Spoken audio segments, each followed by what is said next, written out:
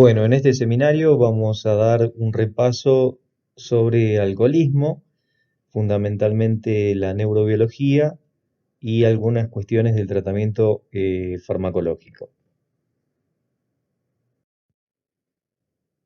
Bueno, esta noticia tiene un tiempo ya, pero sigue siendo vigente y dice que detrás del 68% de los jóvenes que fallecen hay consumo de drogas y alcohol. O sea que las adicciones están relacionadas con muchos fallecimientos por accidentes de tránsito, violencia y por suicidio. Y también con el crecimiento de la tasa de mortalidad en adolescentes que se duplicó en 10 años. Una de las sustancias más involucradas en las conductas suicidas, fundamentalmente en los suicidios consumados, es la presencia de alcohol. En esta diapositiva vamos a repasar, porque seguramente ya lo saben, un poquito de la farmacocinética del alcohol, fundamentalmente de la absorción. Y tenemos que recordar que es oral por difusión pasiva de 30 a 120 minutos. Influye en muchas variables relacionadas con el contenido gástrico, el volumen del estómago, la dilución y la frecuencia de consumo de alcohol. También se absorbe en intestino y en colon. En esta diapositiva sobre farmacocinética del alcohol vamos a ver fundamentalmente la distribución y vamos a hacer una diferencia entre la concentración plasmática y la concentración cerebral, o sea, en líquido cefalorraquídeo. Recuerden que cualquier sustancia para que haga efecto en sistema nervioso tiene que pasar la barrera hematoencefálica y el alcohol, bueno, justamente la atraviesa. Y el efecto que produce la cantidad de gramos de alcohol por decilitro de plasma, que es lo que habitualmente ustedes van a ver en los test de alcoholemia cuando hay controles, es totalmente distinto en un bebedor esporádico que en un bebedor crónico.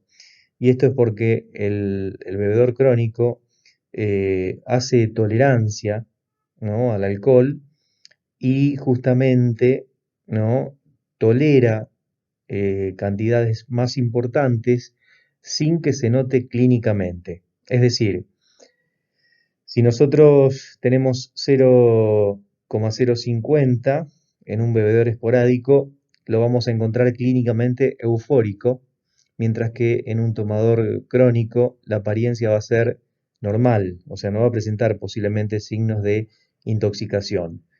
Lo mismo pasa, ¿no es cierto?, con respecto a la coordinación.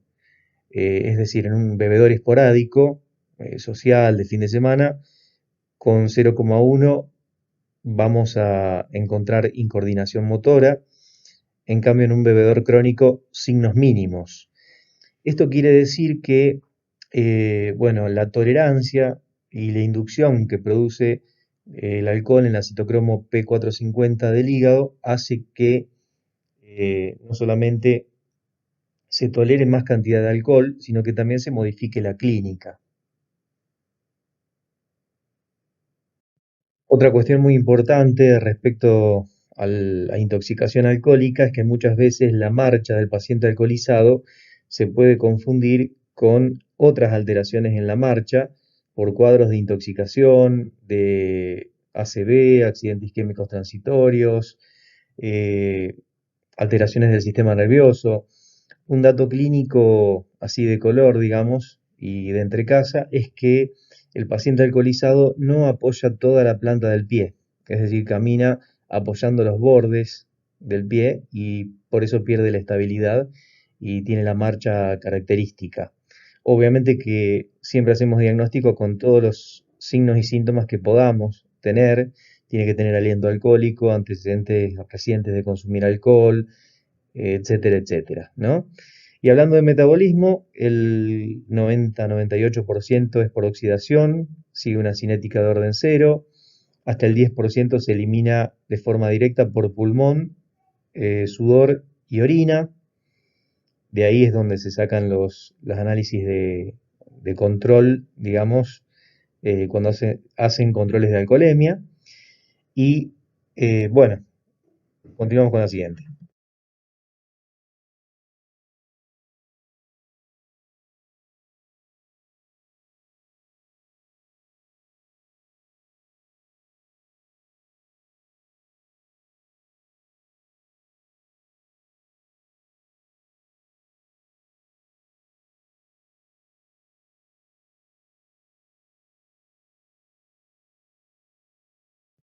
Bueno, en las diapositivas anteriores ustedes habrán visto que hay distintas localizaciones, digamos, en distintos genes de la genética del alcoholismo, sobre todo relacionadas con el receptor de dopamina, con el receptor de serotonina, receptor de GABA, que son todos los neurotransmisores que están involucrados, ¿no es cierto?, en la clínica de la intoxicación y la abstinencia del alcoholismo. Y acá en esta diapositiva que estamos viendo ahora, estamos viendo las células que tienen que ver con el sistema GABA. El sistema GABA es un sistema de neurotransmisión primitivo, localizado en todo el cerebro, donde se produce justamente la síntesis del neurotransmisor, que junto a la glicina es el único inhibitorio en todo el organismo.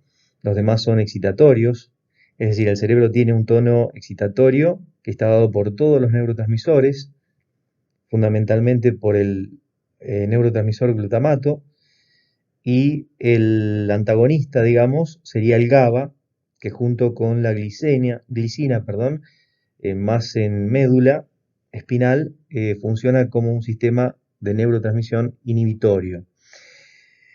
Este tipo de sistemas de producción de neurotransmisores es más in situ y, bueno, tiene células en los ganglios de la base, eh, que van al tallo cerebral, al resto de la corteza y fundamentalmente al cerebelo. Y ustedes van a ver que tanto cerebelo como cerebro en general y otros órganos son los más afectados por el alcohol. Y esto tiene que ver con el lugar donde están los receptores que, de acuerdo a la intoxicación, al consumo o a la abstinencia, se van a regular a la baja o a la alta, ¿sí? Digamos que si una persona consume habitualmente alcohol, los receptores GABA se van a eh, sintetizar a la baja y eso va a hacer que después, cuando la persona deje de tomar alcohol, su cerebro quede excitado con el tono glutamatérgico aumentado, incluso con el riesgo de tener convulsiones, y de ahí que la abstinencia se trata con medicamentos que tengan, digamos, reacción o tolerancia cruzada, como las benzodiazepinas, tipo lorazepam o diazepam o cualquier otra benzodiazepina, ¿sí? Pero de eso vamos a hablar un poquito más adelante. Bueno, esta diapositiva continúa hablando del neurotransmisor GABA, que actúa justamente en el canal de cloro, ¿sí? Es uno de los tantos neurotransmisores o sustancias como el alcohol, las benzodiazepinas y demás que actúan en el canal de cloro, afectando la frecuencia de la amplitud del canal de cloro, que es una proteína transmembrana que permite el ingreso de cloro a la célula. Y van a ver que en el consumo de alcohol el efecto del GABA es totalmente distinto en agudo que en crónico. Es decir, en crónico se va disminuyendo la sensibilidad al GABA, por eso el paciente puede tomar más alcohol y no tranquilizarse o no dormirse. En cambio, el efecto agudo hace que el paciente tome una pequeña cantidad de alcohol si no está acostumbrado y enseguida tenga los efectos tranquilizantes, entre comillas, que produce el alcohol. Bueno, aquí tiene justamente el receptor del canal de cloro, donde van a ver que tiene un sitio para las benzodiazepinas, para el GABA y para algunos neuroesteroides. Fíjense que estamos hablando acá de psiconeuroinmunoendocrinología, ¿sí? Así como Por ejemplo, las benzodiazepinas y el alcohol son agonistas de eh, el sitio GABA de acción en el canal de cloro. Hay antagonistas como el flumacenil, que se utiliza a veces en las intoxicaciones con benzodiazepinas, y agonistas inversos, y así con, bueno, agonistas, antagonistas con el sitio GABA y demás. Pero el concepto es que ustedes sepan que en este canal de cloro no solamente actúa el alcohol, el GABA y las benzodiazepinas, sino también los antagonistas y algunos neuroesteroides.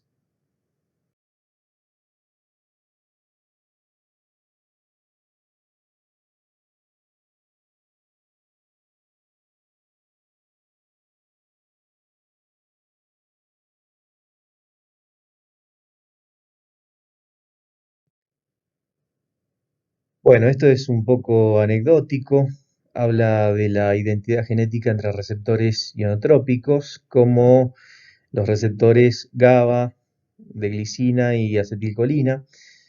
Ionotrópico significa que son receptores a través de los cuales ingresan iones. Esto implica una respuesta rápida del receptor, ¿no es cierto?, donde solamente tiene que pasar un ion y que no consume prácticamente energía, a diferencia de otros neurotransmisores que son, digamos, metabotrópicos y cuando se estimulan tienen que poner en marcha un mecanismo de síntesis de sustancias que requiere tiempo y energía.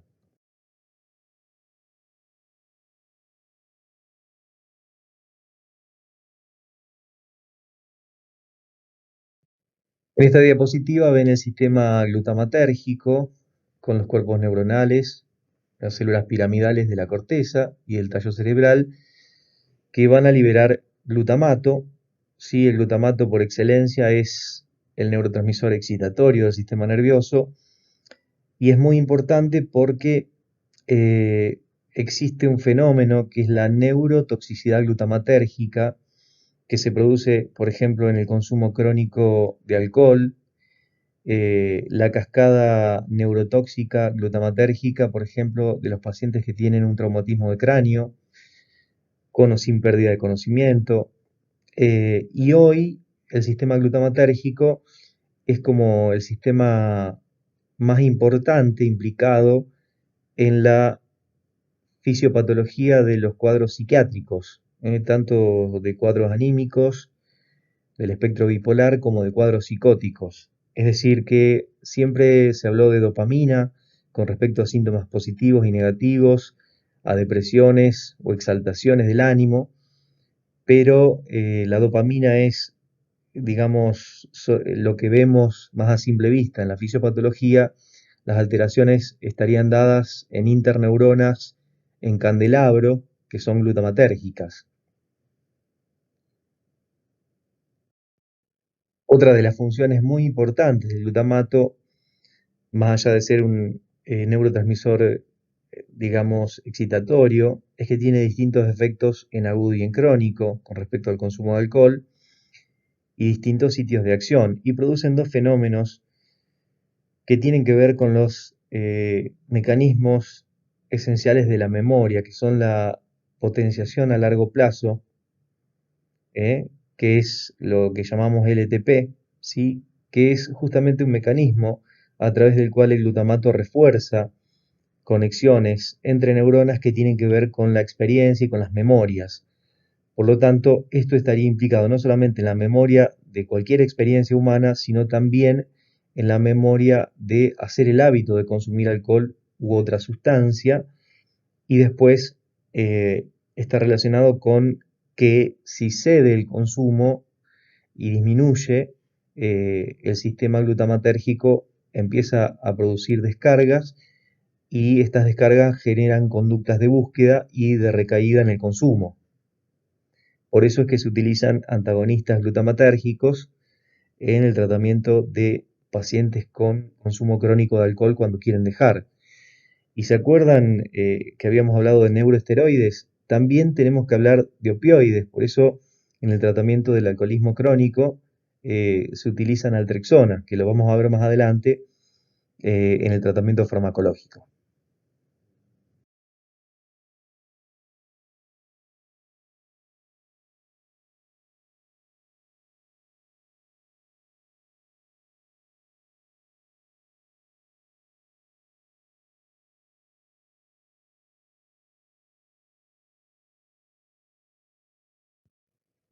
Bueno, este es un gráfico básicamente que nos habla un poquito de lo que es la hiperactividad glutamatérgica que produce excitotoxicidad que está asociada a excesiva apoptosis o muerte neuronal programada, que es lo que habíamos dicho que producía el glutamato cuando se activa esta cascada que es neurotóxica.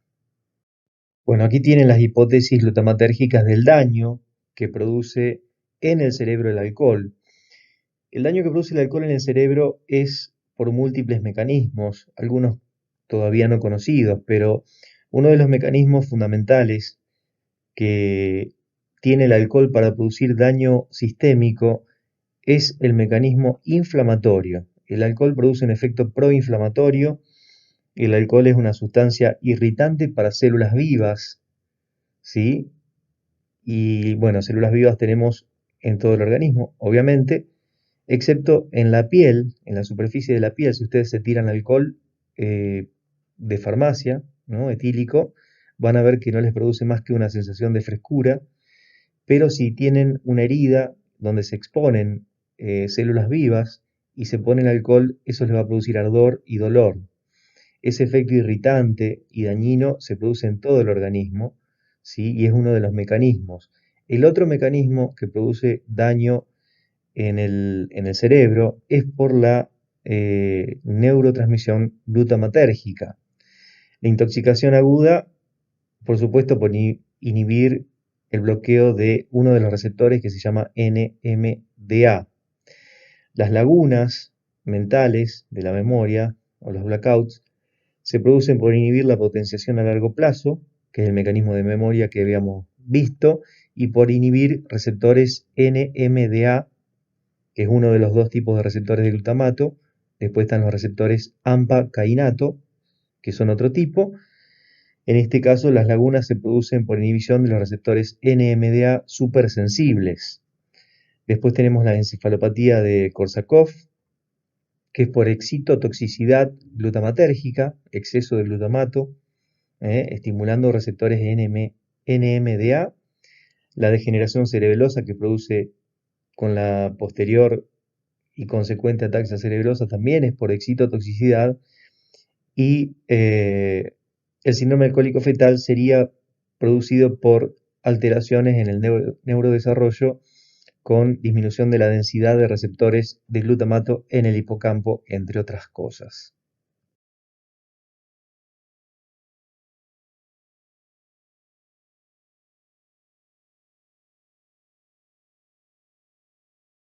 Bueno, aquí tienen una simplificación del sistema acetilcolinérgico. Ustedes saben que el sistema nervioso central está relacionado con todo lo que es memoria y saben que, bueno, las neuronas se agrupan, ¿no? Formando núcleos, ¿sí? Grupos de neuronas que forman núcleos, como el núcleo basal de Meynert, que sería un sitio en el sistema nervioso donde están todos los cuerpos neuronales de las células acetilcolinérgicas que después se distribuyen en todo el cerebro junto con los núcleos que forman los núcleos del RAFE para la serotonina, o el núcleo accumbens para la dopamina y el área tegmental ventral, que forman, digamos, como ven ahí en rojo, ¿no? Una línea que recorre toda la corteza y vuelve al lóbulo temporal y que se llama fascículo prosencefálico medial. Es decir, el fascículo prosencefálico medial es el que va a llevar todos los axones de los sistemas de neurotransmisión y los va a distribuir en todo el sistema nervioso central, fundamentalmente el cerebro y demás. Bueno, como describíamos recién, el sistema acetilcolinérgico tiene que ver con los trastornos cognitivos o neurocognitivos que produce el consumo de alcohol y que es por inhibición de la liberación de acetilcolina en los núcleos basales de Maynard, que son la fábrica de acetilcolina del sistema nervioso.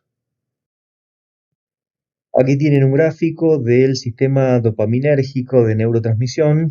Ustedes saben que la fábrica de dopamina, que es un neurotransmisor excitatorio que tiene más de 5 tipos de receptores que se llaman D1, D2, D3, etcétera, tiene como dos fábricas. Una es la sustancia nigra, que es la que está relacionada con las alteraciones en los movimientos relacionadas con la enfermedad de Parkinson y también las alteraciones en los movimientos que producen los bloqueos de dopamina en el sistema nervioso por los antipsicóticos que producen síntomas parkinsonianos secundarios, fundamentalmente los antipsicóticos típicos, ¿sí? Los más viejos, como por ejemplo el haloperidol, y después tienen el área tegmental ventral, que es la fábrica de dopamina de todo el cerebro y fundamentalmente del sistema límbico, que es el sistema que tiene que ver con toda la vida emocional. ¿Sí? La sobreactivación límbica puede producir síntomas positivos, alucinaciones, delirios, ¿no? Y es lo que trataríamos con antipsicóticos cuando un paciente está alucinado o delirante. Bloquearíamos receptores de dopamina en la vía mesolímbica. Y bueno, tienen que recordar que la vía mesolímbica no es la única, también está la mesocortical, que es la que tiene que ver con la hipoactividad que presentan los pacientes que tienen síntomas deficitarios o negativos en cuadros psicóticos y que si, bueno, obviamente bloqueamos receptores de dopamina eh, en esta área, vamos a producir indiferencia afectiva y demás, que son efectos secundarios de los antipsicóticos típicos. Después la tuberoinfundibular y demás sistemas de neurotransmisión dopaminérgico.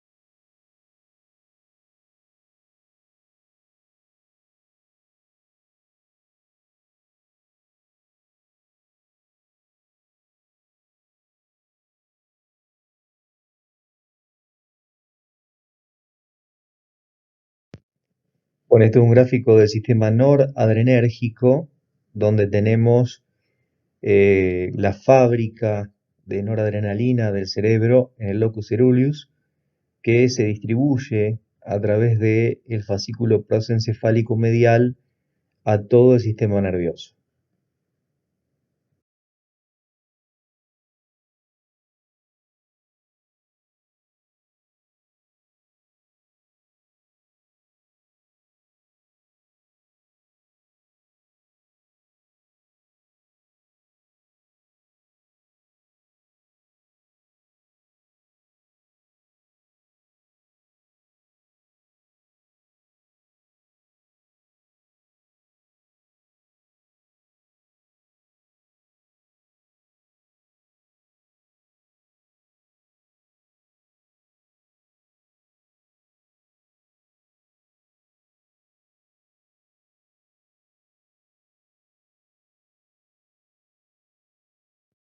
Este es un gráfico importante que nos muestra a la izquierda lo que tiene que ver con abstinencia leve, a la derecha abstinencia severa que puede llegar al delirium tremens y después distintos síntomas y signos que se dan en el tiempo.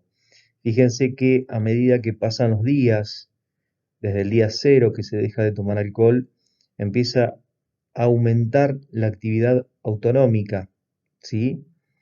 Desde el principio puede haber temblores, irritabilidad, convulsiones, incluso si el paciente es un bebedor de jerarquía y su función hepática está bien, digamos, ¿no? En general, los pacientes que tienen una función hepática muy alterada, con una deficiencia, tienen menos síntomas de abstinencia, ¿sí? Es decir, tienen una abstinencia más tardía. Eh, lo que sí es común ver es que el paciente en el segundo día generalmente empieza con desorientación y esto, digamos, que ustedes van a ver en la clínica va a ser básicamente un paciente desorientado con síntomas de activación noradrenérgica en todo el organismo y un aumento de la actividad autonómica que es producto de justamente la interrupción del consumo de alcohol.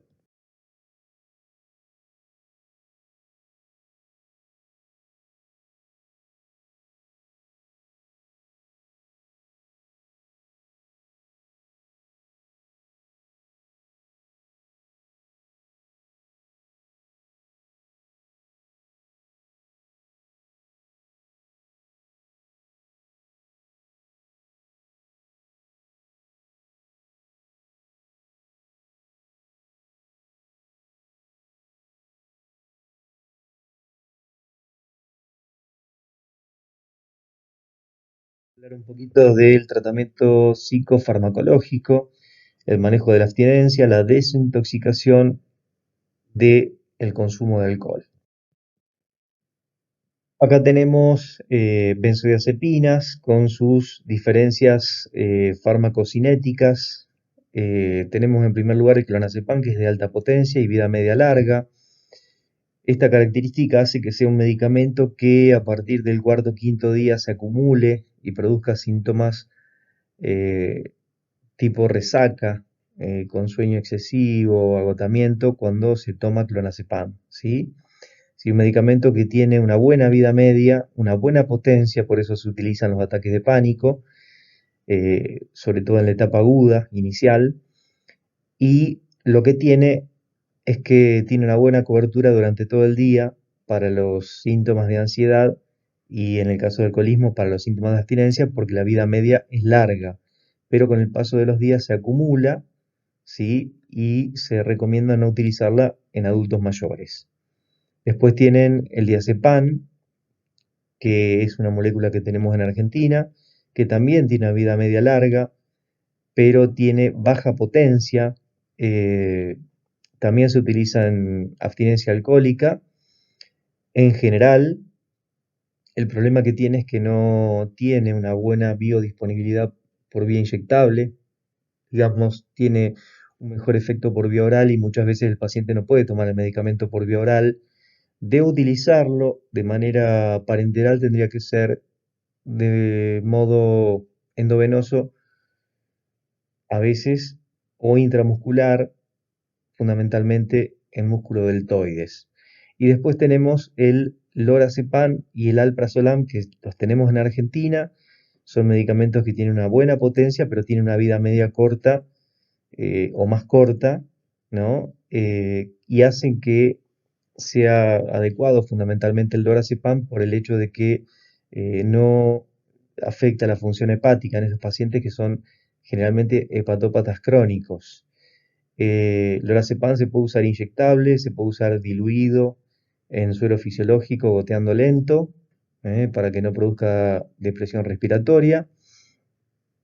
Y hay que tener en cuenta que también se puede usar por vía oral. Eh, es una molécula que generalmente requiere refrigeración, es decir, la ampolla del lorazepam requiere que esté en la heladera, pero si tuvieran lorazepam que no está en la heladera, se duplica la dosis y no deja de tener efecto. De usar una ampolla se usan dos y siguen teniendo efecto para la abstinencia. La clonidina también es un medicamento que sirve para la abstinencia. Básicamente disminuye la hiperactividad del locus coeruleus. Si ustedes recuerdan, que es la fábrica de noradrenalina del sistema nervioso. Es un medicamento que se usa para la hipertensión central, fundamentalmente en embarazadas. Es agonista alfa presináptico, o sea que lo que hace es disminuir la liberación de noradrenalina y por lo tanto todo el correlato de síntomas neurovegetativos adrenérgicos producto de la abstinencia. Se usa en pequeñas dosis. Eh, Existe en nuestro país en ampollas, ¿sí? Los colegas de anestesia tienen clonidina generalmente, puede producir un poco de hipotensión y sedación. Por vía oral no tenemos comprimidos en Argentina, pero se puede mandar a fabricar una fórmula magistral con cápsulas con la dosis que uno requiera. Los efectos adversos, como pueden ver, son boca seca, náuseas, hipotensión, un poquito de fotofobia, cierta sedación que se resuelve disminuyendo la dosis. No se usa mucho, yo en lo personal sí lo utilizo incluso para pacientes que quieren dejar de fumar, es excelente, y para pacientes que quieren dejar las benzodiazepinas también. Y ya para la desadaptación a largo plazo, para tratar el alcoholismo a largo plazo, está el acamprosato, que es un análogo estructural del GABA, ¿sí? Y es un antagonista del glutamato, aumenta la taurina en el núcleo accumbens y se da en dosis de 1 a 3 gramos por día. Ahí tienen los efectos colaterales. En realidad es un medicamento que no se utiliza mucho en la práctica porque no tiene eficacia. Esta molécula disulfirán la tenemos en Argentina, es un aversivo, inhibe una enzima que hace que se produzca un aumento del acetaldehído que produce mucho malestar, ¿sí? Es decir, el paciente se descompone, le duele la panza, la cabeza, siente que se va a morir. Realmente tiene un efecto aversivo cuando el paciente toma alcohol y está tomando disulfiram. Eh, es parecido al efecto que produce el cloranfenicol combinado con alcohol, produce un efecto similar. Se dan dosis de 250 a 500 miligramos por día. Eh, Se puede utilizar en casi todos los pacientes. Obviamente hay que controlar la función hepática antes de utilizarlo. Y también se está utilizando para que disminuya el craving, o sea, el deseo de consumo de cocaína y también de tabaco. Bueno, es un aversivo porque, digamos, lo que hace cuando el paciente toma disulfiram y toma alcohol, tiene diaforesis, taquicardia, disnea, hiperventilación, ansiedad, náuseas, vómitos, cefaleas, vértigo, dolor abdominal. Probablemente el paciente en tratamiento a mediano y largo plazo diga que no consumió alcohol, pero si tiene la clínica o dos o tres signos y síntomas que se describen ahí a la derecha, es que esté negando el consumo de alcohol, pero sí haya tomado. Estos síntomas que son muy incómodos producen un efecto aversivo que el paciente después va a evitar. En general tratan de evitar tomar el disulfiram para poder seguir tomando alcohol, pero digamos hay que tener una buena alianza terapéutica para que el paciente sepa que le va a pasar eso y se asegure la familia que el paciente va a tomar el disulfiram diariamente.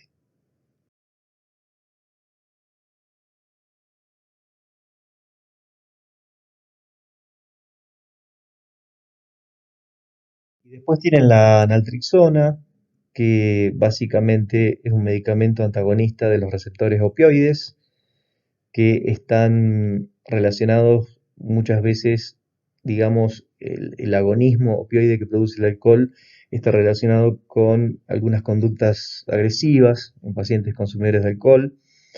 El antagonismo lo que hace es disminuir la función de los receptores opioides en el cerebro y tiene efecto antideseo, digamos, disminuye el refuerzo y disminuye el displacer que produce la abstinencia al consumo de alcohol. Hoy se está utilizando junto con bupropión, que es un antidepresivo dual, dopaminérgico, noradrenérgico, para actuar sobre el circuito de recompensa y disminuir la recompensa de los alimentos. Por lo tanto, naltrexona con bupropión se está utilizando también para disminución de peso en pacientes que tienen dificultades con respecto a la alimentación y lo viven como una conducta adictiva, es decir, la comida como sustancia que produce dependencia, tolerancia y demás eh, cuadros relacionados con adicciones, ¿no? La adicción a la comida sería.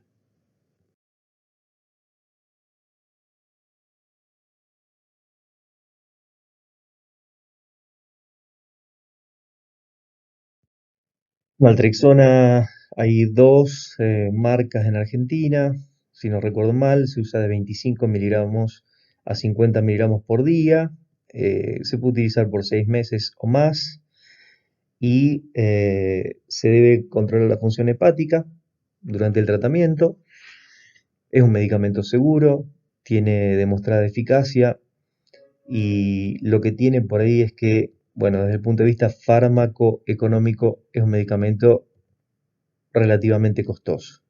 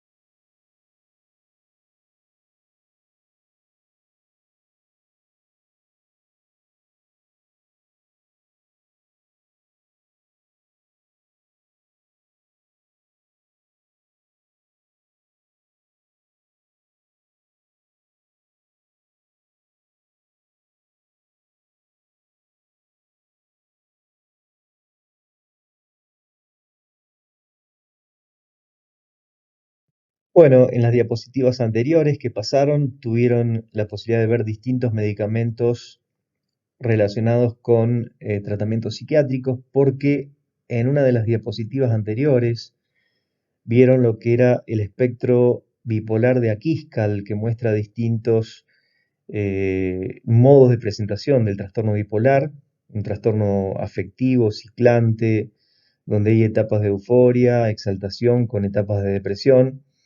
El alcoholismo es una patología que está íntimamente relacionada desde el punto de vista genético y desde el punto de vista clínico con el trastorno bipolar. Incluso pacientes bipolares no diagnosticados utilizan el alcohol como ansiolítico. Y, por ejemplo, pacientes con genética para trastorno bipolar y consumo de cocaína se bipolarizan, es decir, que la cocaína y otras sustancias funcionan como eh, precipitadores de la patología desde el punto de vista fenotípico, o sea, que aparezca la enfermedad, digamos, y aparecen, como hay una relación entre trastorno bipolar y alcoholismo, también los medicamentos utilizados como la motrigina, carbamazepina, topiramato y demás se podrían utilizar para tratar pacientes con trastorno bipolar y alcoholismo o pacientes con alcoholismo que todavía no tienen diagnóstico de trastorno bipolar, pero tienen inestabilidad emocional y demás. Bueno, si tienen alguna duda, mi correo es ricardo-jefel@yahoo.com.ar. No hay ningún problema de que me consulten. Esto es simplemente una presentación bien simplificada. La realidad clínica es mucho más compleja. Así que bueno, quedo a disposición y muchas gracias por el espacio.